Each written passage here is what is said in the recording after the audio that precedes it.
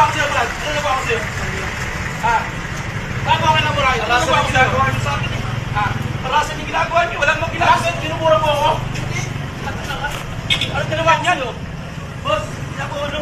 Hindi ako sila ng tao. Hey, nabidyoan nyo! Nabidyoan nyo kung saan ang ginagawang masama. Kaya pag-usapan na lang natin. Kasi siya na naman. Kaya nga. Hindi ko naman ako manuin. Hindi ko naman ako manuin. Mama ka muna na mga kayo. Pag-usapan.